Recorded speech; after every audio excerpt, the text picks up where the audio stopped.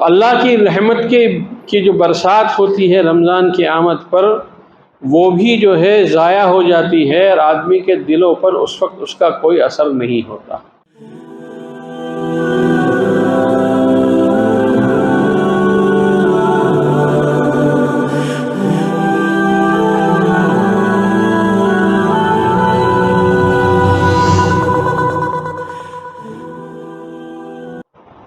الحمد للہ رب العالمین، والصلاة والسلام على اشرف الانبیاء والمرسلین وعلى كل من دعا بدعوته وسن بسنته واهتدى بهديه إلى يوم الدين۔ رب اشرح لي صدري ويسر لي أمري واحلل عقدة من لساني يفقهوا قولي، سبحانك لا علم لنا إلا ما علمتنا إنك أنت العليم الحكيم۔ اللهم لا فهم لنا إلا ما فهمتنا إنك أنت الجواد الكريم۔ يا معلم إبراهيم علمنا، ويا مفهم سليمان فهمنا، اللهم علمنا ما ينفعنا وانفعنا بما علمتنا۔ دعا فرمائے اللہ تعالیٰ اس مختصر سے وقت میں حسن نیت کے ساتھ صحیح بات کہنے کی، اس کے سمجھنے کی اور سمجھ کر اس پر عمل کرنے کی توفیق عطا فرمائے۔ میرے بھائیوں، دوستوں، عزیزوں اور بزرگوں، آج رجب کی 20 تاریخ ہو گئی ہے۔ رجب ختم ہوتے ہی شعبان لگ جائے گا، اور شعبان ختم ہوتے ہی رمضان لگ جائے گا۔ عموماً ہم لوگ غفلت میں رہتے ہیں اور شیطان کے اس وسوسے میں پڑ جاتے ہیں کہ میاں ابھی رمضان تو بہت دور ہے، ابھی تو 2 مہینے باقی ہے، جب آئے گا تو ہم تیاری کر لیں گے۔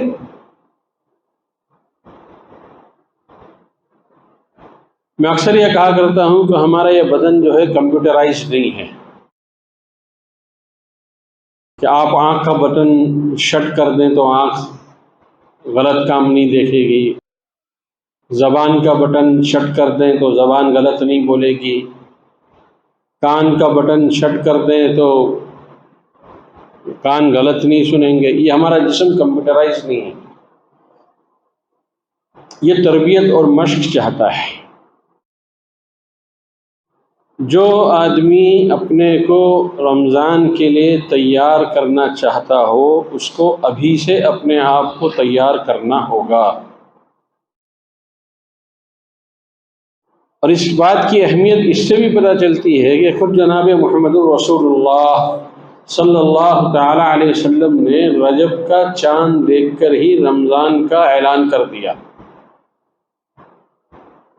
اور امت کو یہ تعلیم دی اور یہ دعا سکھلائی کہ اللہ جب رجب کا چاند دیکھو تو یہ دعا پڑھو کہ اللہم بارک لنا فی رجبنا و شعبان و بلغنا رمضان۔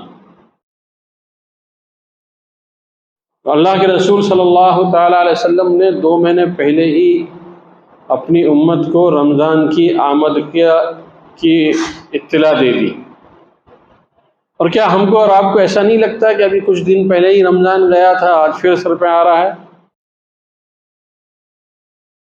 حدیث کے ذخیرے میں ایک روایت ملتی ہے کہ قیامت کے آخری دنوں میں وقت، گھنٹے جو ہے، مہینے جو ہے وہ ہفتوں کے اعتبار سے گزریں گے، اور ہفتے جو ہے دن کے اعتبار سے گزریں گے، اور دن جو ہے گھنٹوں کے اعتبار سے گزریں گے، اور گھنٹے منٹ اور سیکنڈ کے اعتبار سے گزریں گے۔ اتنی تیزی سے زمانہ اپنے رفتار پکڑ چکا ہے۔ عقل مند کاشتکار وہ ہوتا ہے جو بارش کے آنے سے پہلے پہلے اپنی زمین کو ہموار کر لیتا ہے، اس کو تیار کر لیتا ہے، جتائی کرتا ہے، بوائی کرتا ہے، سچائی کرتا ہے، اور بیج ڈالنے کے بعد جو ہے وہ جو ہے بارش کا انتظار کرتا ہے۔ لیکن یہ سارے مرحلے جو ہے وہ بارش پر نہیں روکتا، بلکہ بارش سے کئی مہینے پہلے اپنی زمین کے اوپر یہ ساری محنتیں کر کے زمین کو ہموار کر دیتا ہے، اس کے اندر جذب اور قبولیت کی صلاحیت پیدا کر دیتا ہے کہ جو بیج اس نے بویا ہے وہ جو ہے بارش کی بوندوں سے خوب سینچیں گے اور فصل اچھی نکلے گی، کیونکہ ایسے ہی کرتے ہیں نا۔ بالکل اسی طرح میرے دوست بزرگوں، یہ دل بھی زمین کا ایک ٹکڑا ہے، اور یہ دل بھی یہی چاہتا ہے کہ رمضان کی آمد پر جو اللہ کی طرف سے رحمت کے، برکت کے، ہدایت کے، فراوانی کے، جب کی بارش کے بوندے، جب بارش کی بوندوں کی طرح جب اللہ کی رحمت برسے گی تو یہ دل بھی اس کو قبول کرنے کے لیے ہموار ہو چکا ہو اور تیار ہو چکا ہو کہ جیسے ہی اللہ کی رحمت کے آثار شروع ہوں گے، اس لیے کہ پہلا اشرہ تو رحمت ہی کا ہے، تو اس وقت جو ہے دل تیار رہے اللہ کی رحمت کو سینچنے کے لیے، کھینچنے کے لیے، اپنے اندر جذب کرنے کے لیے۔ تو سمجھدار آدمی اس میں غفلت نہیں کرتا، کاہلی اور سستی نہیں برتتا، چوکنا رہتا ہے۔ وہ ہر روز جو ہے کوشش کرتا ہے کہ دل کی کیفیت میں ابھی سے تبدیلیاں شروع ہو جائے، تاکہ رمضان کا جب کی پہلی رات جب شروع ہو تو دل اللہ کی رحمت کو کھینچنے کے لیے اور اس کو اپنے اندر جذب کرنے کے لیے مکمل تیار ہو چکا۔ پھر کیا پوچھنا؟ پھر رمضان اس طرح نہیں گزرتا ہے جس طرح کہ ہم عادی ہو چکے ہیں رمضان گزارنے کے، اس لیے کہ اب تک ہم یہی کر رہے ہیں کہ ہم جو ہے رمضان سے پہلے اپنے دل کو ہموار نہیں کرتے، دل کو نہیں سینچتے، جس کی وجہ سے جب بنجر زمین کے اوپر کوئی بارش کی بوند پڑتی ہے تو اس زمین پر کوئی اثر نہیں ہوتا۔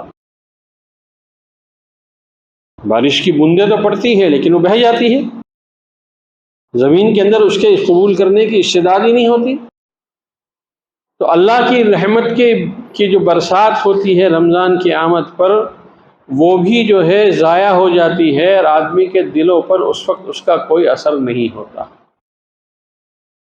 اس لیے دل کی سختی تین طرح کی بتائی ہے کہ ایک تو دل کی سختی ایسی ہے جو بالکل بنجر ہے، پتھریلی ہے۔ یہ دل تین قسم کا ہے، جس دل کے اندر کفر ہو، شرک ہو، یہ پتھریلا دل ہے۔ اس پر لاکھ اللہ کی رحمتیں برس جائے، اور اللہ کی رحمتیں جو برستی ہے وہ صرف ایمان والوں کے لیے نہیں برستی ہے، سارے عالم کے انسانوں کو اس پہ سمیٹ لیتی ہے۔ تو یہ دل کی جو پہلی قسم ہے یہ بہت بنجر اور بہت ہی زیادہ جو ہے پتھریلی ہوتی ہے کہ اس میں اللہ کی رحمت کی چاہے کتنی ہی بھی بارش برس جائے اس دل پر اس کا کوئی اثر نہیں ہوتا۔ ایک تو کفر و شرک، دوسری بدعت کہ آدمی اس کام کو دین سمجھ کر کرے جو کام دین میں ہے ہی نہیں، سنت سمجھ کر کرے جو خلاف سنت ہو، مزاج دین کو سمجھ کر کرے جو مزاج دین ہی کا نہ ہو۔ بدعت کے یہی تو نقصانات ہیں، اسی لیے بدعتی کو جلدی توبہ نہیں ہوتی۔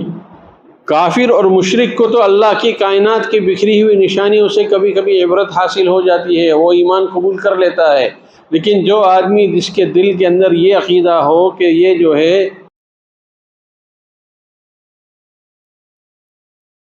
خلاف سنت ہے، یہی اصل سنت ہے، یہی اصل دین ہے، اور اسی کو وہ کرتا رہتا ہے، تو یہ اس بدعت کی وجہ سے اس کے دل کو توبہ کی توفیق بھی نہیں ملتی۔ تو یہ دل کی دوسری قسم ہوئی۔ اور دل کی تیسری قسم وہ ہے جو گناہوں کا عادی ہوتا ہے، جو ایسی لت لگ چکی ہوتی ہے گناہوں کی کہ وہ لت نہیں چھوٹتی، وہ پہلے سے چھوڑنے کی مشق نہیں کرتا، بلکہ رمضان کی پہلی رات سے وہ مسجد میں پہنچ جاتا ہے، پہلی صف میں اہتمام بھی کرتا ہے، اور اتنا اہتمام کرتے ہیں ایسے نمازی جو سال سال بھر پہلی صف میں جگہ پڑھنے والے اور نماز پڑھنے والوں کو بھی پہلی صف میں جگہ نہیں ملتی ہے اس نئے مجمع کی وجہ سے، کہ ان کو بھی جگہ پیچھے ملتی ہے، کیوں کہ جو پبلک آ گئی۔ لیکن یہ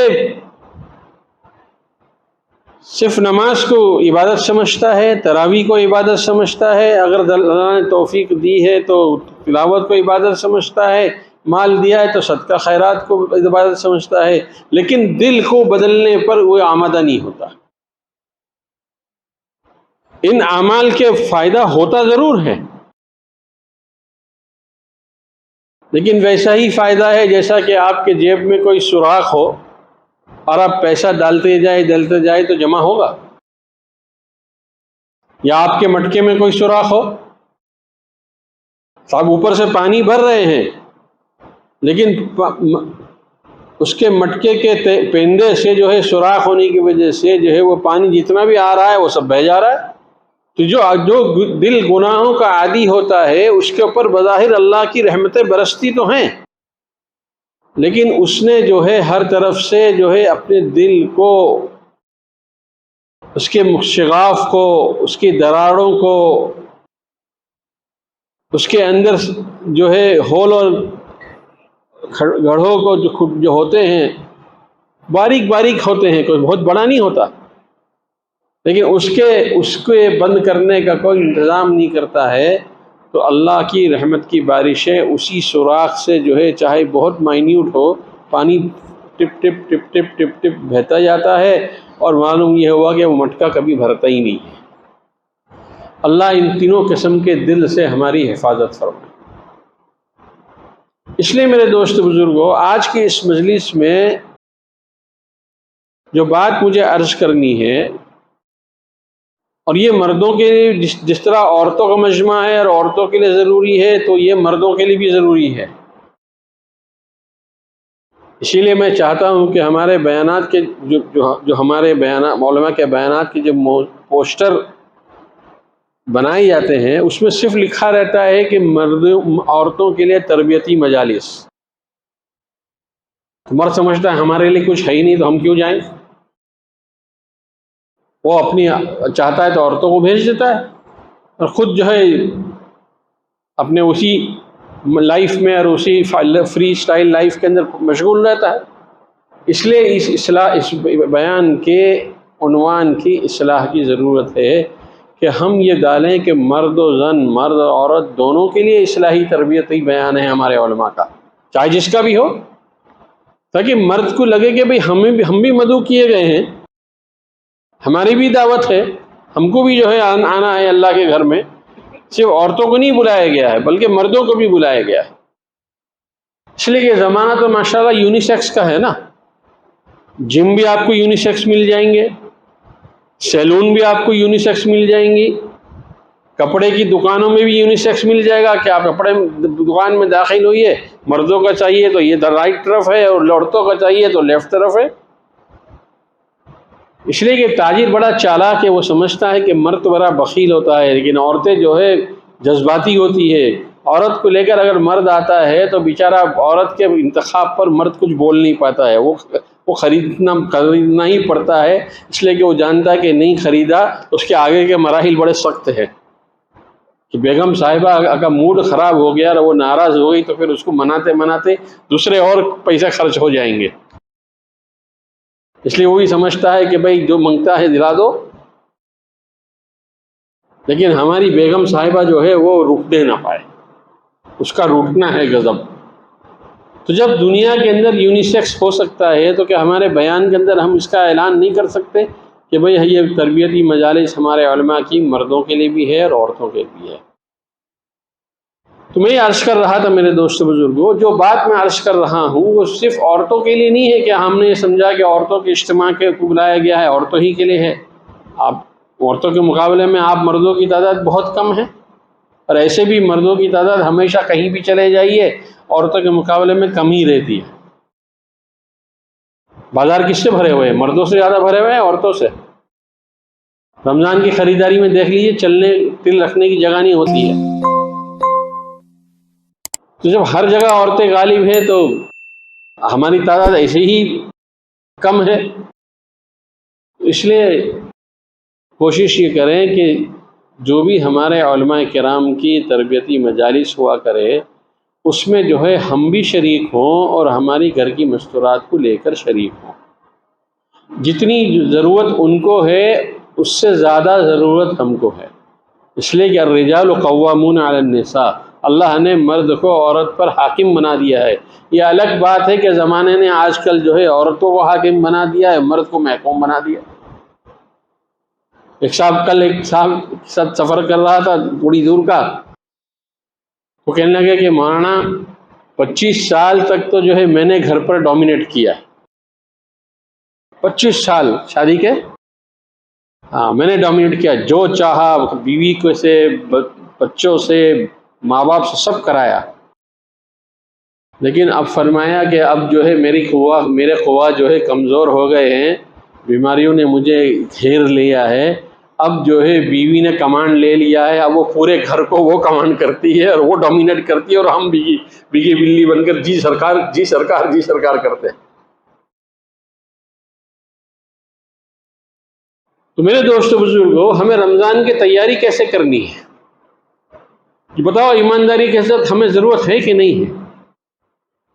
تو بتا دیں آپ کو رمضان کی تیاری کے کیا کیا اسباب ہے یار، اس لیے کہ اگر آپ تیار ہو سننے کے لیے اور عمل کرنے کے لیے تب تو بتائیں ہم، ورنہ پھر اگر آپ کو صرف کانوں کی عیاشی چاہیے، لذتیں چاہیے اور جھوٹے منہ سے واہ واہ اور کی تعریف دینا ہے آپ کو مقصود ہے، کہا صاحب مولانا صاحب آئے تھے، کیا بیان کیا، کیا زمین ملایا، کیا آسمان ملایا، تو میں تو بھائی ویسا مولوی ہوئی نہیں کہ زمین اور آسمان کے کلابے ملاتا ہوں، نہ میں ویسا مولوی ہوں جو میں آپ کو شعر اشعار اور شاعری کے کیا جو ہے رنگ ڈھنگ میں آپ سے بات کروں۔ میں تو سیدھی سیدھی بات کرتا ہوں، اپنے لیے بھی کرتا ہوں اور آپ کے لیے بھی کرتا ہوں اور سب سننے والوں کے لیے کرتا ہوں، تاکہ جو ہے بات صحیح ہو، سیدھی سادی ہو، وہ جو ہے دل کو اثر کرتی ہے۔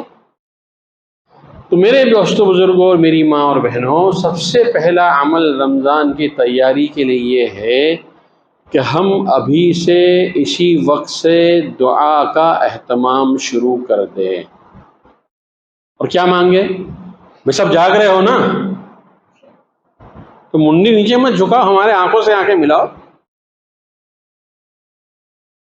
ہم یہ مانگے کہ اے اللہ، جس طرح آپ کو ہمارا رمضان گزارنا پسند ہے اسی طرح ہم کو رمضان گزارنے کی توفیق دے دی۔ کرنا تو اللہ ہی کے لیے ہے نا، مخلوق کے لیے تو نہیں کرنا ہے، واہ واہ کے لیے نہیں کرنا ہے، نام و نمود کے لیے نہیں کرنا ہے، شہرت کے لیے نہیں کرنا ہے، امام کو خوش کرنے کے لیے نہیں کرنا ہے، ٹرسٹی کو خوش کرنے کے لیے نہیں کرنا ہے، کرنا تو اللہ کے لیے ہے۔ تو جب اللہ کے لیے کرنا ہے تو اللہ جیسا چاہتے ہیں ویسا کرو نا، ویسا کرنا چاہیے نا۔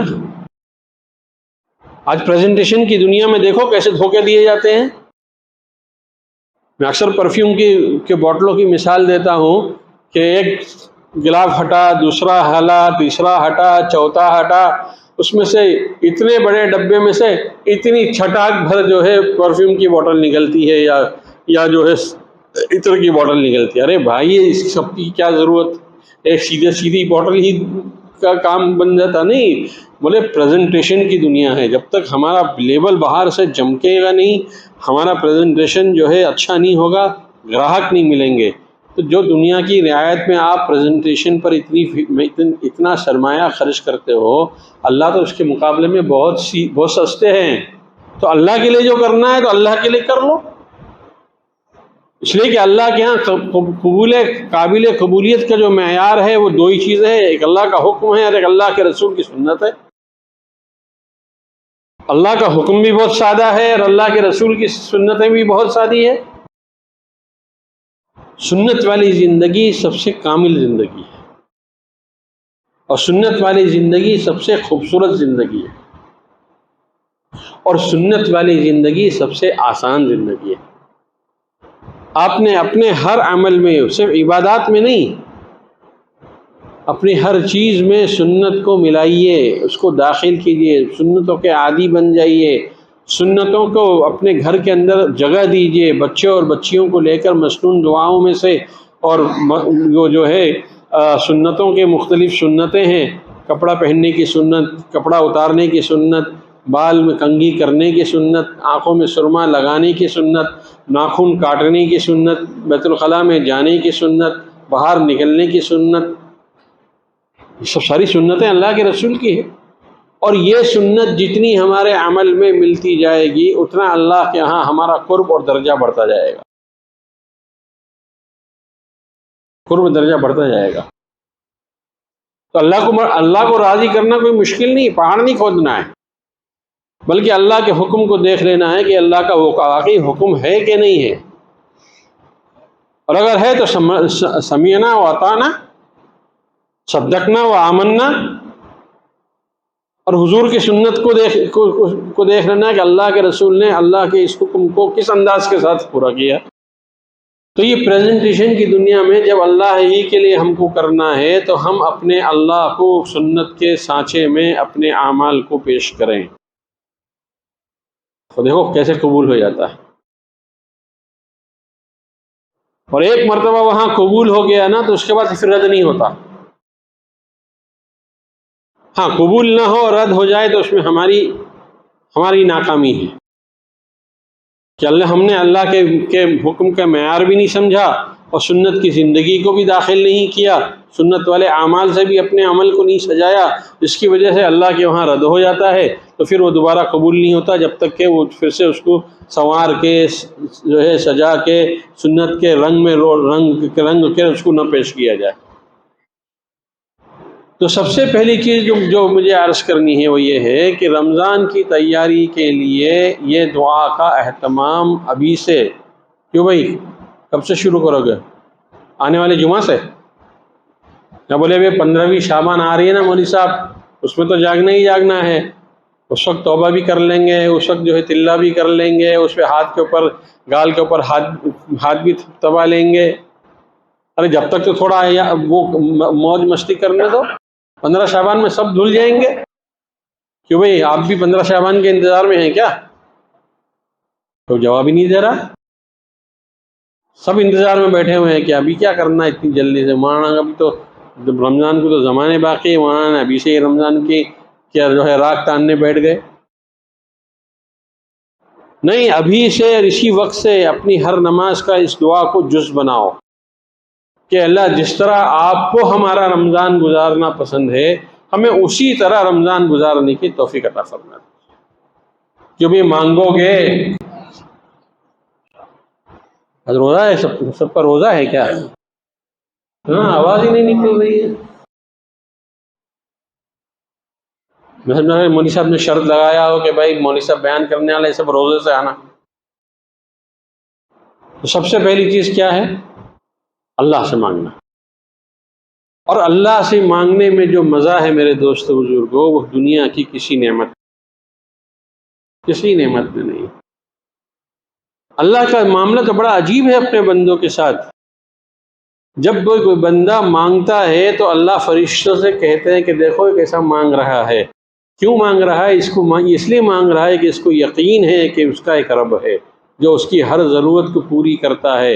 اے فرشتوں تم لوگ گواہ رہنا، میں نے اس کے دعا کے مانگنے کے توفیل میں اس کی ہر دعا کو میں قبول کرتا ہوں، اور اس کی ہر ضرورت کے پورا کرنے کا میں انتظام کرتا ہوں۔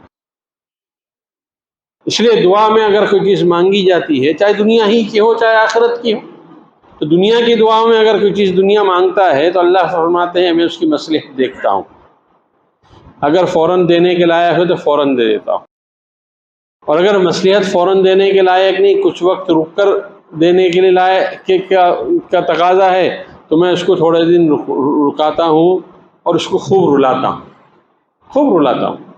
روایتوں میں آتا ہے کہ فرشتوں نے سوال کیا کہ اللہ آپ جانتے ہیں آپ کا بندہ کتنی زمانے سے آپ سے مانگ رہا ہے، جو بیمار ہے وہ صحت مانگ رہا ہے، جو بے گھر ہے وہ گھر مانگ رہا ہے، جو اپنی دوسری بھی دنیاوی ضرورتوں کو مانگ رہا ہے، لیکن اے اللہ آپ تو اس کی ضرورت پوری نہیں کر رہے ہیں، اور اس کو رلائے جا رہے ہیں، رلائے جا رہے ہیں، رلائے جا رہے ہیں، اور وہ غم کے مارے اور دبلا ہوئے جا رہا ہے۔ اللہ میں فرماتے ہیں کہ مجھے اس کے اپنے بندے کے رونا بہت پسند آتا ہے، اپنے بندوں کا رونا، روتے ہوئے دیکھنا مجھے بہت پسند آتا ہے، اس لیے تھوڑا رلا کر دیتا ہوں، اس لیے جب رلا کر دوں گا نا تو بندے کے اندر جو ہے اس کی عبدیت باقی رہے گی، انانیت نہیں آئے گی۔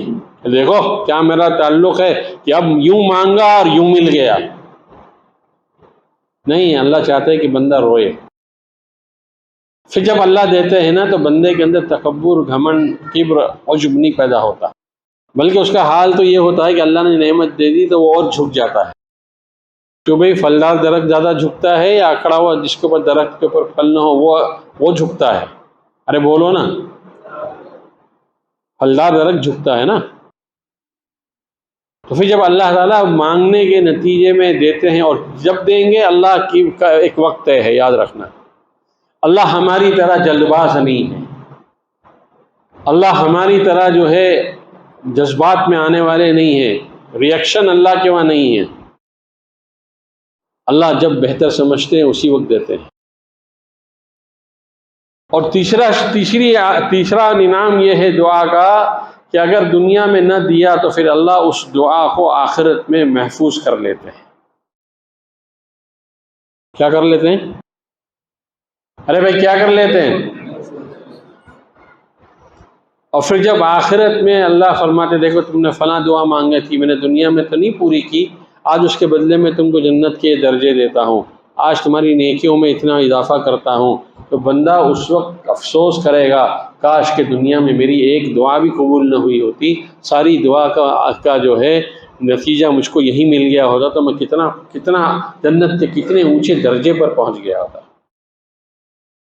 اس لیے اللہ سے دعا مانگو تو مایوسی کے ساتھ مت مانگو، ملے گا نہیں ملے گا، قبول ہوگی نہیں قبول ہوگی۔ اللہ نے 3 شکلیں بتا دی قبول ہونے کی۔ ہماری مصلحت اللہ ہم سے زیادہ جانتا ہے، اور ہماری ضرورتیں اللہ ہم سے زیادہ جانتا ہے۔ اللہ حکیم بھی ہے، حاکم بھی ہے اور حکیم بھی ہے، حاکم تو ہے ہی اور حکیم بھی ہے، کہ کب دینا ہے وہ بھی اللہ ہی جانتا ہے۔ تو میرے دوستو بزرگوں، دعا پہلی چیز یہ ہے کہ اللہ سے مانگے، اور دوسرا عمل میرے دوستو یہ ہے کہ اپنے آپ کو رمضان میں لایانی افعال، لایانی اقوال اور لایانی باتوں سے بالکل پرہیز کر لے، بالکل پرہیز۔ اور جو اس نسخے پر عمل کر لیتا ہے اس کے کیا پوچھنا، اس کا پورا دن اور پوری رات جو ہے اس کی اللہ کے سامنے یا تو سجدے کی حالت میں، یا دعا کی حالت میں، یا تلاوت کی حالت میں، یا ذکر اور مناجات کی حالت میں گزرتی ہے۔ کیوں؟ اس لیے کہ لایانی میں لگا ہی نہیں ہے۔ اور اس وقت ہمارے پاس سب سے بڑا لایانی کیا ہے کوئی بتائے گا؟ موبائل ہے نا۔ ہم لوگ بڑے چالاک ہیں، ہم لوگ کہتے ہیں کہ اللہ میاں رمضان میں ہم موبائل کو بھی مسلمان بنا دیتے۔ کیسے بناتے ہو بھائی؟ بولے ٹھیک ہے ہم فلمیں نہیں دیکھیں گے لیکن پاکستانی سیریل ضرور دیکھیں گے، ہم گانے نہیں سنیں گے لیکن قوالیاں، ڈھول تاشے والی قوالیاں ضرور سنیں گے، ہم جو ہے فلمی گانے نہیں سنیں گے لیکن ہم نعتیہ مشاعرہ ضرور سنیں گے۔ کیوں بھائی؟ یہ کیا لایانی نہیں ہے سب؟ اس لیے میں مخلصانہ درخواست کرتا ہوں کہ رمضان کے شروع ہوتے ہی اپنے موبائل کو سوئچ آف کر دو۔ ہاں، جس کو ایسی ضرورت ہو کہ بھئی ماں باپ کی خیریت لینی ہو، کاروبار کا کچھ نہ کچھ اتار چڑھاؤ رہتا ہے وہ معلوم کرنا ہو، تو ضرورت بقدر ضرورت پوری ہوتی ہے۔ ایک بزرگ نے ضرورت کو سمجھایا کہ ضرورت کسے کہتے ہیں؟ فرمایا ناشتہ کرتے ہو؟ میں ہاں کرتا ہوں۔ کہنے کیسا کرتے ہو؟ چھوٹا ناشتہ یا بڑا ناشتہ؟ بولے سر سمجھا نہیں۔ تو ایک تو ہے ناشتہ فل سٹاپ، اور ایک ہے مد کے ساتھ ناشتہ۔ فرمایا یہ کیا مطلب؟ فرمایا فل اسٹاپ کے ساتھ ناشتہ کہتے ہیں اس کو ہے جو ضرورت کے بقدر ہو. وہ کیا ہو؟ ہاں ضرورت کے بقدر ہے. اور ناشتہ مد کے ساتھ جو ہے وہ ہے جو ضرورت سے زائد خواہشات ہے. وہ کیا ہے بھائی؟ ہاں وہ خواہشات ہے. تو خواہشات کو قربان کرنے کو نہیں، خواہشات کو قربان کرنا ہے تو اس کا مطلب یہ نہیں کہ ضرورت کو بھی قربان کر دینا، نہیں، ضرورت کو بقدر ضرورت رکھیں گے اور خواہشات جتنی بھی ہے اس کو جو ہے ہٹا دیں گے. میں یہ نہیں کہتا کہ آپ موبائل کا استعمال مت کیجیے، لیکن اپنی دماغ، اپنا عقل، اپنی روح، اپنے عقل کو پوچھیے کہ یہ جو ضرورت ہے یہ صرف ضرورت کے لیے استعمال کر رہا ہوں یا لایانی کے لیے استعمال کر رہا ہوں. تو دوسرا عمل میرے دوستو یہ ہے کہ ہر قول اور ہر فعل سے ہم جو ہے لایانی سے پرہیز کریں. حضرت شیخ مولانا زکریا صاحب رحمۃ اللہ علیہ کے وہاں رمضان کے اندر اتنی سخت پابندیاں تھیں کہ کوئی بھی رمضان میں حضرت سے ملاقات کرنے کے لیے آنے کی جو ہے اجازت نہیں تھی، چاہے وہ سہارنپور میں رہے ہوں چاہے مدینہ منورہ میں، کسی کو اجازت نہیں تھی. تو بھائی نیاز جو حضرت کے خادم تھے وہ کہا کرتے تھے کہ اتنا رمضان کا بخار شیخ کے اوپر چڑھتا ہے، اتنا بخار تو ہم نے کسی اور کے اوپر چڑھتا ہوا دیکھا ہی نہیں. پورے رمضان میں یہی وجہ تھی کہ حضرت شیخ الحدیث مولانا زکریا صاحب رحمۃ اللہ علیہ ایک قرآن دن میں ختم کرتے تھے اور ایک قرآن رات کو جو ہے تراویح اور تہجد میں ختم کرتے تھے. بولو لایانی کے ساتھ ہو سکتا ہے؟ آج ہم پڑھ لیتے ہیں تو کتنا پڑھ لیتے ہیں؟ بہت 30 مار خواہ ہو گے تو شاید ہی کوئی دن کا روز کا 10 پارہ پڑھتا ہو، اس لیے کہ ہمارے پاس تو لایانی کے بہت سے کام ہیں نا.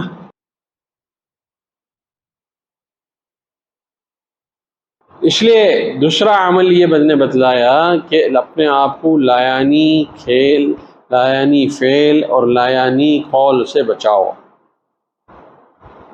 وقت کو سمیٹو دوستو، کھینچو اس کو تانو مت ربڑ کی طرح، اس لیے کہ جتنا اس کو تانو گے اتنا جو ہے وہ کھینچتا چلا جائے گا.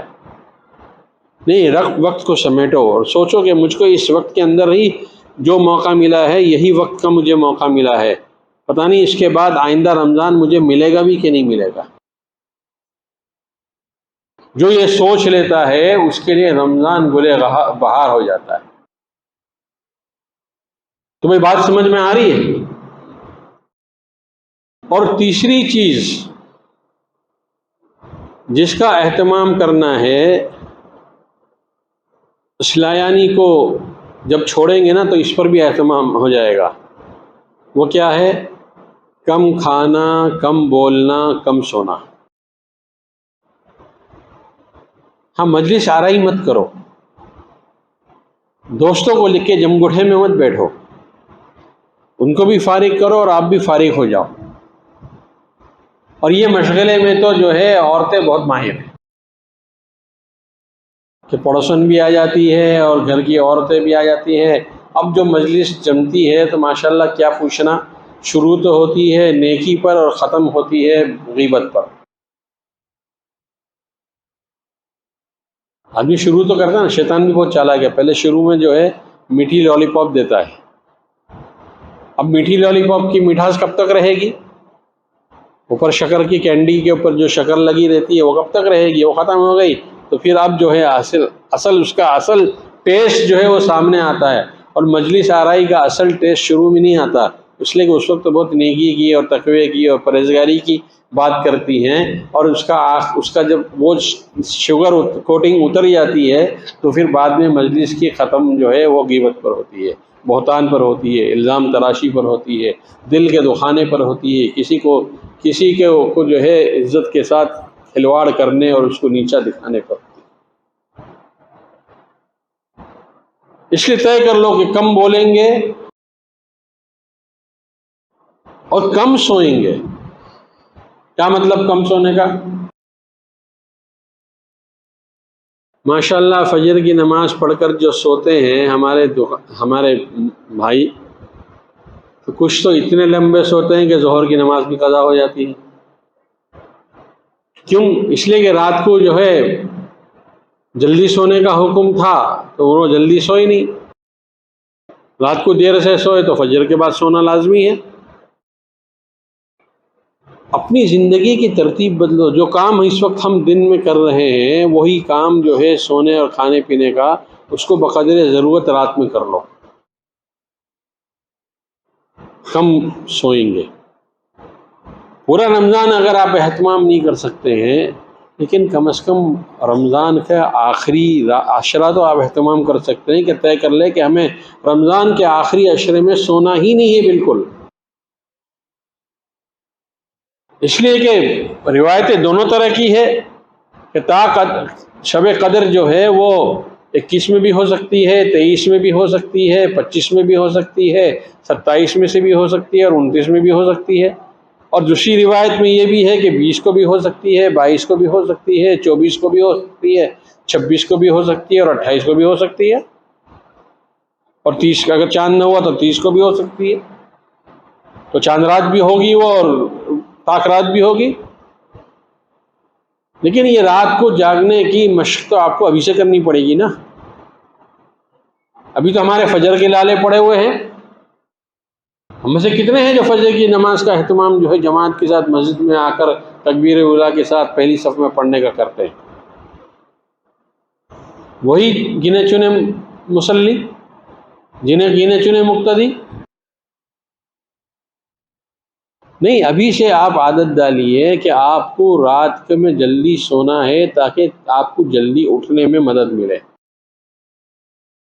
اور سحری سے پہلے کم از کم 1 گھنٹہ آپ کے ہاتھ میں ہو، جس 1 گھنٹے میں آپ اللہ سے اپنی راز و نیاز کی، اپنے دکھڑے کی، اپنے دل کے درد کی، اپنی ضرورتوں کی، چاہے کتنی ہی بڑی ضرورت کیوں نہ ہو، سب کو اللہ کے سامنے رکھ دیجئے۔ اللہ جو ہے ہماری ضرورتوں کو ہماری مصلحت کے اعتبار سے قبول کر لے گا۔ اس لیے کم سونا، رات میں کم سونا۔ ہاں، دن میں آپ رات کی تھکان ہے تو دن میں تھوڑا سو لیجئے، لیکن اتنا نہ سوئیے کہ جو ہے آپ کی ظہر قضا ہو جائے۔ پھر ظہر بعد اتنا مت سوئیے واپس کے قیل اللہ کی نیت سے کہ جو ہے عصر قضا ہو جائے، نہیں۔ اور پھر میرے دوست بزرگوں، کم کھانا، کیا مطلب؟ کہ اتنا اپنے پیٹ کو گودام نہ بنائیے کہ جب آپ فجر میں آئے تو ڈھکاریں آتی ہوں۔ بولے کیا کر رہے ہو؟ بولے حفظ ما تقدم کر رہے ہیں کہ وہ شام تک بھوکا رہنا ہے، اس لیے اپنے گودام کو بھر رہے ہیں۔ امام غزالی رحمۃ اللہ علیہ نے لکھا ہے کہ جو شخص پیٹ بھر کر کے کھانے کا عادی ہوتا ہے، حکمت کی باتیں اس سے چھین لی جاتی ہے۔ حکمت تو حکمت کی باتیں اسی کو ملتی ہے جس کا جو عادی بنا ہو کم کھانے کا۔ پھر آپ دیکھ لیجئے مغرب کے بعد، عصر کے بعد دیکھیے 95% پبلک جو ہے سڑک پر ہوتی ہے افطار لینے کے لیے، اور افطار لیتے لیتے اتنی جلدی سے گھر پر بھاگ کے آتے ہیں کہ ابھی دسترخوان بچھانے کے اذان ہو گئی۔ خود تو باہر یہ مٹر گشتی کرتے ہیں اور ہماری گھر کی مستورات کو جو ہے پابند بناتے ہیں کہ ہم کو افطار میں جو ہے کچوری بھی چاہیے، سموسے بھی چاہیے، بھجیے بھی چاہیے، مٹر بھی چاہیے، چنا بھی چاہیے، شربت بھی چاہیے۔ ارے اللہ کی بندی، وہ رمضان میں کہا گیا ہے کہ اپنے مزدوروں کی مزدوری کم کرو، تم تو اپنی گھر والی پر جو ہے اور زیادہ بوجھ ڈالتے جا رہے ہو۔ بلکہ عادت بناؤ اس کی کہ ہمیں کھجور اور پانی لے کر مسجد میں آ جانا ہے، اور جو ہے ہمیں افطار جو ہے مسجد میں کرنا ہے، اس کی عادت بناؤ۔ اور اگر یہ نہیں بنا سکتے ہیں تو ایک بات اور سن لو کہ افطار کا ساری تیاری کم از کم افطار سے پہلے 10 سے 15 منٹ پہلے پورا کچن شٹ ہو جانا چاہیے. اللہ نے جو نعمتیں آپ کو دی ہے ان نعمتوں کو سب استعمال کیجئے, دسترخوان پر لے آئیے, لیکن افطار کرنے سے پہلے 15 منٹ اپنے گھر کے اندر دعا کا ماحول بنائیے. اس کا ماحول بنائیے دعا کا. ماشاءاللہ بہت سے مرد ہوتے ہیں جن کے اندر استعداد ہوتی ہے دعا کرانے کی, وہ جہری دعا کرائے. اور اپنے چھوٹے معصوم بچوں کو لے کر بیٹھیے اس دعا میں, اس لیے کہ ہو سکتا ہے ہمارے پر نظر کرم نہ پڑ جائے, اللہ کی نہ پڑے ہمارے گناہوں کی وجہ سے, لیکن معصوم بچوں کی زبان سے جب وہ توتلی زبان میں اللہ سے کہتے ہیں تو اللہ کو ان پر رحم آتا ہے, اور ان کے صدقے میں اللہ سب کی مغفرت سے ہو جاتا ہے. تو 15 منٹ دعا کا اہتمام کر لو نا گھر کے اندر, اجتماعی دعا کا. جو مرد کو دعا کرانا جانتا ہو وہ مرد دعا کرائے, جو عورت ماشاءاللہ جو ہے قرآن دعا کا ذوق رکھتی ہے وہ دعا وہ خود کرائے. سب محرم بھی محرم ہوں گے, کوئی غیر محرم تو ہوگا نہیں کہ جہری دعا نہیں کر سکتے. تو یہ ساری چیزیں اس وقت قابو میں آئیں گی جب آپ کم کھائیں گے, کم بولیں گے اور کم سوئیں گے. کم بولیں گے تو ذکر اذکار میں, دعا میں, تلاوت میں, سب میں انشاءاللہ آپ کا وقت بڑھ جائے گا. کم کھائیں گے تو پھر جو ہے یہ افطار کی مغرب کی نماز بھی نہیں جائے گی, اور تراویح میں بھی آدمی جو ہے بوجھل قدموں کے ساتھ نہیں کھڑا رہتا ہے. جس کا پیٹ خالی ہوتا ہے, جس کا پیٹ بھرا ہوا ہوتا ہے نا, وہی بوجھل قدموں کے ساتھ کھڑا ہوتا ہے. ڈھکارے بھی لیتا رہتا ہے, کبھی دائیں کی طرف سے, کبھی حی علی الصلاۃ سے, کبھی حی علی الفلاح سے. اور میرے دوست بزرگوں, ایک آخری بات عرض کر کے اپنی بات کو مکمل کروں گا کہ اس وقت کوئی کسی بھی ذی روح اور کسی بھی مسلمان مرد ہو یا غیر مسلم ہو, سوشل میڈیا کے ذریعے سے اس وقت جو ترکی کے پر اور سیریا کے اوپر ملک شام پر جو حالات ہے, اس حالات کا علم اس کو نہ ہوا ہو. کوئی گھر ایسا نہیں ہے, کوئی نفس ایسا نہیں ہے, کوئی جوان اور کوئی بوڑھا, کوئی مرد اور کوئی عورت ایسی نہیں. ہمارا ایمان کیسا ہے میرے دوستو بزرگوں, اور ہم کس ایمان کے دعوے دار ہیں, اور کیسے ہم اپنے آپ کو مسلمان کہہ لیتے ہیں ہمت اور جرأت کے ساتھ, کہ ہماری ہی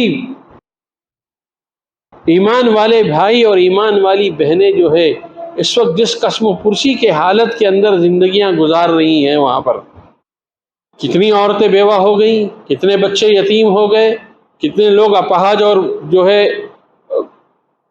لنگڑے لولے ہو گئے, کتنے ہیں جو اللہ کو پیارے ہو گئے اور شہید ہو گئے,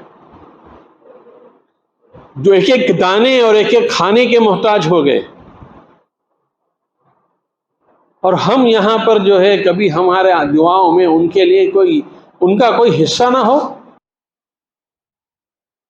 ہمارے دسترخوان اسی لہو و لعیب کے ساتھ سجے ہوئے ہو, اسی نعمتوں کے ساتھ سجے ہوئے ہو, اور اسی طرح طرح کی مشروبات اور معقولات ہمارے دسترخوان پر افطار میں اور کھانے میں ہو. یہ کیسا ایمان ہے ہمارا؟ ایمان تو اللہ نے اس کے رسول نے بتایا کہ ایمان مومن کی شان یہ ہے کہ اگر کسی دنیا کے کسی علاقے میں کسی مومن بھائی کو کوئی تکلیف پہنچے تو وہ دور بیٹھا ہوا مومن بندہ جو ہے وہ اپنے ایمان والے کے اس دکھ اور درد کو اپنے دل میں محسوس کرے, آنکھیں اس کی نم ہو جائے, دعاؤں میں اس کے ہاتھ شل ہو جائے, اور اللہ کے سامنے کھڑے ہو کر اس کے پیروں پہ ورم آ جائے. یہ ہے معیار ایمان, سچے ایمان اور کامل ایمان والوں کا. کیا اتنے حالات ہو گئے مجھے بتائیں, کسی کی آنکھ سے آنسو نکلے, کسی نے 2 رکعت صلاۃ الحاجت پڑھ کے ان کے لیے ہم اتنی دور بیٹھے جانی مالی قربانی نہیں دے سکتے, لیکن ہم ان کے لیے 2 آنسو نہیں بہا سکتے, ان کے لیے اللہ کے سامنے رو کر گڑگڑا نہیں سکتے. اللہ معاذ اللہ اتنا تو بخیل نہیں ہے کہ آپ ان کے لیے مانگو گے تو آپ کو نہیں ملے گا, بلکہ فرشتہ تو کہتا ہے تمہیں اپنے حق میں جو دعا قبول کرانی ہو وہ اللہ سے مانگ, کسی اور کے لیے اللہ سے مانگنا شروع کر دو تو اللہ سب سے پہلے تمہارے حق میں اس کو قبول کرے گا. اس لیے کہ تمہاری آمین میں تو شاید کچھ گڑبڑ ہو سکتی ہو, لیکن فرشتے معصوم ہیں, ان کی آمین میں کوئی گڑبڑ نہیں ہے, وہ براہ راست قبول ہوتی ہے. تو اگر تم کو اپنے لیے حق میں کوئی دعا قبول کرانی ہو تو تم اپنے لیے اگر صحت مانگتے ہو تو تمام دنیا کے مریضوں کے لیے صحت مانگو، تم اپنے لیے روزی مانگتے ہو تو دوسروں کے لیے بھی روزی مانگو، تو اللہ سب سے پہلے جو تم دوسروں کے لیے مانگتے ہو اللہ تم کو عطا فرما دے۔ میرے دوستو، اللہ کے واسطے سوچو اس کو، اتنی بڑی تعداد دونوں ملکوں کے اندر اس وقت جو ہے ایک عجیب فضا اور عجیب عالم سے گزر رہی ہے، اور ہم دور بیٹھے ہوئے ہمارے خواہشات میں، ہماری لذات میں، ہمارے زبان کے چٹخروں میں اور ہمارے رنگا رنگ طبیعت کے پھل اور مشروبات میں کوئی کمی نہیں آئے۔ حضرت تھانوی علیہ رحمہ بیٹھے ہوئے ہیں، وہی وقت ان کے پاس ہوتا تھا ڈاک کے دیکھنے کا، باقی وقت ان کے پاس نہیں تھا ڈاک کے لیے مستقل دیکھنے کے لیے۔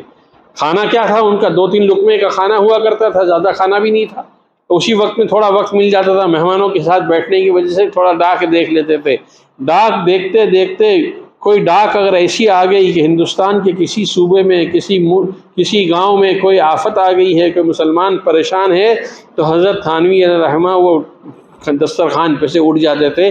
لوگ پوچھتے تھے کہ آپ کیوں اٹھ گئے، کھانا بھی ابھی آپ نے شروع نہیں کیا؟ فرمایا اس خط نے میری بھوک مار دی، میں کیسے کھاؤں کہ میرا مسلمان بھائی اس صوبے اور اس قبیلے میں اور اس برادری میں اتنی زیادہ تکلیف اور پریشانی کے اندر ہے، میرے حلق سے کھانا نہیں اترے گا۔ ایک بزرگ جو ہے کپڑے اتار کر، ٹھیک سخت سردی کی رات میں کپڑے اتار کر کپڑا بازو میں رکھا ہوا ہے اور بیٹھے ہوئے ہیں۔ کسی نے پوچھا حضرت کپڑے آپ کے پاس رکھے ہوئے ہیں، اس کے باوجود آپ نہیں پہن رہے ہیں اور ٹھٹر رہے ہیں اور کانپ رہے ہیں؟ فرمایا ہاں، میرے پاس سب کے لیے کپڑا دینے کی استعداد نہیں ہے، تو میں ان کے جیسا تو بن سکتا ہوں، میں ان کے جیسا بن سکتا ہوں، اس لیے میں نے اپنے بھی کپڑے اتار دیے کہ جو اذیت اور جو تکلیف ان کو ٹھنڈی کی چلچلاتی ہوئی ٹھنڈک کے اندر ان کو جو ملتی ہے اور کڑکتی ہوئی ٹھنڈک میں ان کو جو مل رہی ہے، اس کا کچھ احساس مجھ کو بھی تو ہو جائے گا۔ کیسے اللہ کے بندے گزار رہے ہیں، یہ ہے سوچ ایمان والے کی، اور اس کو کہتے ہیں سچے اور پکے مسلمان۔ یہ نہیں کہ صاحب ہماری بلا سے جو ہوتا رہے، ہم تو جو ہے آئے ہی دنیا کے اندر اپنی منمانی اور جی کی چاہت قربان کرنے کے لیے، دنیا میں جو ہوتا رہے۔ یاد رکھنا میرے دوستو بزرگوں، اللہ کسی علاقے کے اندر اگر کوئی عذاب بھیجتا ہے اور اللہ کسی علاقے کی کوئی پکڑ کرتا ہے، چاہے جس شکل میں کرتا ہو، باقی علاقے والے یہ نہ سمجھے کہ اللہ ہمارے پاس اس عذاب کو بھیجنے میں مجبور اور معذور ہوگا۔ هذه الایام تداولها بین الناس، ہم جو ہے حالات کی گردش کی چکیوں کو گھماتے رہتے ہیں، کبھی کسی ملک میں، کبھی کسی ملک میں، کبھی کسی ملک میں کسی شکل میں، کبھی کسی ملک میں کسی شکل میں۔ کہ سونامی بھیج دی تو کہیں قحط سالی بھیج دی، کہیں بارش بھیج دی تو کہیں سیلاب بھیج دیا، کہیں پر جو ہے کڑکتی ہوئی بجلیاں بھیج دی، اس کی وجہ سے ہلاکتیں ہو گئی۔ تو جو اللہ کسی ملک میں کوئی ہمارے قریب سے ہو، ہمارے اندرون ملک میں ہو یا بیرون ملک میں ہو، اگر کوئی اللہ کسی کو بھی اپنی اس گردش میں لانا چاہے تو اللہ کو کوئی روک نہیں سکتا۔ اس لیے اللہ کے بندو، یہ رمضان کا مہینہ جو ہے اللہ سے مانگنے کا مہینہ ہے، اللہ کے سامنے رونے اور گڑگڑانے کا مہینہ ہے، اور اللہ سے معافی مانگ کر کا مہینہ ہے۔ یہ ہے وہ چند اعمال جس کے کرنے کے نتیجے میں آپ رمضان کی لذت کو، اس کی مٹھاس کو، اس کی روحانیت کو، اس کے انوارات کو آپ محسوس کریں گے، اپنے دل میں بھی اور اپنی آنکھوں میں بھی۔ چہرہ چمک جائے گا آپ کا، دل کی سیاہی ختم ہو جائے گی۔ اس لیے آپ نے رمضان سے پہلے اپنے دل کو تیار کر لیا ہے، ہموار کر لیا ہے رحمت کی بارش کے لیے۔ اب جب وہ دل تیار ہو جاتا ہے، جب پہلی رحمت کی بارش ہوتی ہے، تو اللہ اسی وقت سے اس کے درجات کے بلند کرنے کا فیصلہ فرما دیتے ہیں۔ کچھ دل وہ ہوتے ہیں جو پہلے عشرے کے اندر جو ہے ابھی اتنے تیار نہیں ہوتے ہیں، تو اللہ تعالیٰ دوسرا عشرہ مغفرت کا ان کو دے دیتا ہے کہ بھئی اب تک پہلے عشرے میں تیار نہیں ہوئے، لو یہ مغفرت کے عشرے میں روز ہو کر اللہ سے مانگ لو، اس میں اپنے آپ کو سدھار لو۔ کچھ دل ایسے بھی ہوتے ہیں جو اس میں بھی ان دونوں عشروں کے گزرنے کے بعد بھی نہیں سنبھلتے ہیں، تو اللہ پھر آخری عشرہ جہنم کے خلاصی کا دیتا ہے کہ دیکھو اگر دونوں عشروں میں تم نے کام نہیں کیا، اور اگر یہ آخری عشرہ میں جو تم کو دے رہا ہوں اس میں بھی اگر تم نے اپنے دل کو نہیں سنوار لیا اور دل کو نہیں تم نے تیار کر لیا، تو پھر یاد رکھنا یہ رمضان تمہارے لیے بد دعا دے کے جائے گا، اور اس کی بد دعا کو کوئی رد نہیں کر سکتا۔ اس لیے بہت ہو گیا کہ ہم نے رمضان کی پہلی رات سے مسجدیں بھری اور عید کی رات سے ہم نے جو ہے مسجدیں چھوڑ دی۔ یہ اس امت کا سالہ سال کی عادت بنی ہوئی ہے، اور اب تو حالات جس طرح سنگینی رخ کی طرف جا رہے ہیں، اس کا ہمیں اور آپ کو اندازہ نہیں ہے کہ آئندہ آنے والے حالات میں اس ملک کے اندر کیا قیامت آنے والی ہے۔ کفر اور باطل نے اپنی کمر کس لی ہے، کفر اور باطل نے ایمان اور ایمانی اشعار کو، شعائر کو، مسجد اور مدرسے کو اور جو ہے ہلاک کرنے کی اسکیمیں بنا لی ہے۔ بلکہ یہ اعلان کرنا بھی غلط نہیں ہوگا کہ اس ملک میں آئندہ الیکشن کے اندر ہندو راشٹر کے بننے کا اعلان ہونے جا رہا ہے۔ اب کوئی سیکولر نہیں رہے گا، کفر و شرک ایک طرف ہوگا اور مٹھی بھر ایمان والے ایک طرف ہوں گے، اور تیزی سے رخ جو ہے عالمی جنگ تیسری کی طرف جو ہے بڑھ رہی ہے۔ پورے حالات اٹھا کر دیکھ لیجئے سیاسی، کہ تیزی سے تیسرے جنگ عظیم کی جو ہے صورتحال پیدا ہوتی چلی جا رہی ہے، اور یہ ہوگی۔ اس لیے ایک بزرگ نے اللہ سے ہمیشہ یہ دعا مانگی ہے کہ اللہ جب بھی تیسرے جنگ عظیم کا بغل بج جائے تو اللہ مجھ کو اتنی ہمت، اتنی طاقت، اتنی جوانی، اتنی عمر دے دینا کہ میں اس وقت میں جو ہے ایمان والوں کے لشکر میں میرا بھی شمار ہو جائے۔ کیوں؟ اس لیے کہ اس تیسری جنگ کی عمارت جو ہے دنیا کے جو ہے خلفاء کے ہاتھ میں نہیں ہوگی، اس جنگ کی عمارت براہ راست جناب رسول اللہ صلی اللہ تعالی علیہ وسلم کے ہاتھ میں ہوگی۔ کمانڈ انہی کا ہوگا، ہاں وقت کا خلیفہ کوئی ہوگا جو اس کمانڈ کو چلا رہا ہوگا، لیکن فیصلہ اور سب کچھ جو ہے جو کچھ بھی ہوگا غیبی طور پر وہ اللہ کے رسول صلی اللہ علیہ وسلم کی رہنمائی میں اور ان کے ہدایت میں ہوگا۔ گویا کہ آدمی سعادت سمجھے گا کہ میں حضور کے لشکر کا ایک سپاہی بن جاؤں، اور یہ دور نہیں ہے میرے دوستو بزرگوں۔ اللہ کے رسول صلی اللہ تعالی علیہ وسلم نے پیشن گوئی فرمائی ہے، لا یبقى بیت مدر ولا وبر الا ادخلہ اللہ الاسلام بعز عزیز او بذل ذلیل، کہ قیامت سے پہلے ایک وقت آئے گا کہ اللہ ہر کچے پکے گھر میں ایمان کو اور اسلام کو غالب کر کے رہے گا۔ کریں گے اللہ، لیکن اللہ اس کے لیے کچھ نفوس چاہتے ہیں، کچھ قربانیاں چاہتے ہیں، کچھ معیار چاہتے ہیں کہ میرے اس معیار پر تو آؤ۔ جیسے 313 بدر والے آئے تھے کہ نہت تھے، کمزور تھے، ہتھیار نہیں تھے، لشکر نہیں تھا، گھوڑے سواری نہیں تھے، ہاتھی نہیں تھے، لیکن اس کے باوجود کون تھا؟ اللہ ان کے ساتھ تھا۔ تو اللہ نے 313 کے ذریعے سے جو ہے حق اور باطل کو جو ہے واضح کر دیا، دودھ کا دودھ اور پانی کا پانی کر دیا۔